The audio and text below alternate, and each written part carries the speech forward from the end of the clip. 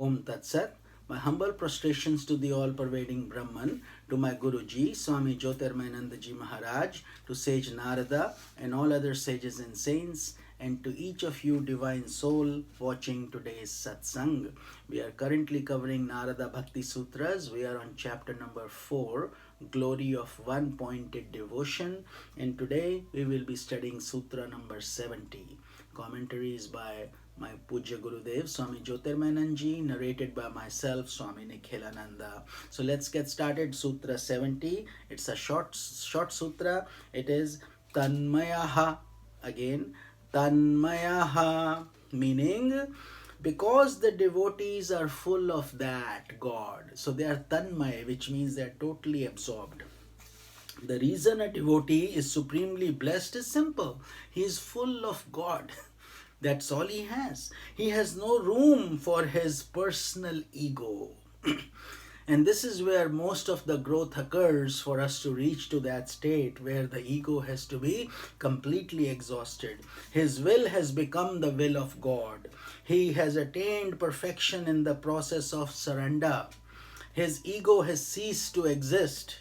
And since the devotee becomes the living temple of God, whatever he does becomes glorified. Wherever he goes becomes sanctified. And whatever he speaks becomes the content of sacred scriptures. The divinity lives and moves through him. So this is a summary of the previous two sutras that we were talking about. For such a devotee, he is full of divine energy. He is divinity, in other words. He is walking God on this human earth. And that is what it is. But it can only apply to one who is 100% a true devotee, because a lot of times people think they have achieved these states only to fall back into the meshes of the world process. Only when some calamity comes, when some trouble comes, they get all shook up and then they fall from their heights. So only when these things have become stable, doesn't matter what happens, you can go through any amount of pleasure, pain, and all the cycles of the testing process of this world, and if you are still totally immersed in that God consciousness, only then we can say. That is why so few people we know who have become who have touched that parabhakti, like sage Narada and Meera, Shabri, Chaitanya Mahaprabhu, Ramakrishna Paramahansa, and so on. But that does not mean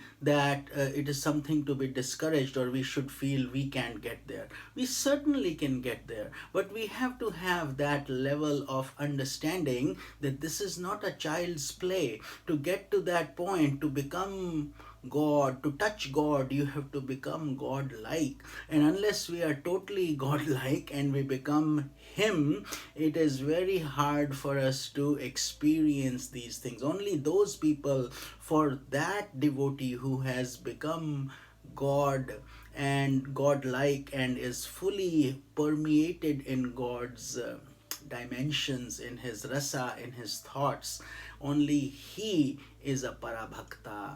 The rest of us are just trying to emulate that goal. We are trying to walk on that path, and the tests will continue to come and they will continue to guide us how far we have progressed. So if we blurt out in anger, if we say something mean to somebody, we should know that we are not there, quite there on that journey. We are still progressing. It's good that we are progressing. So once you are identifying these things, those are good signs also. But only a true devotee who is tanmaya, fully absorbed, is a parabhakta.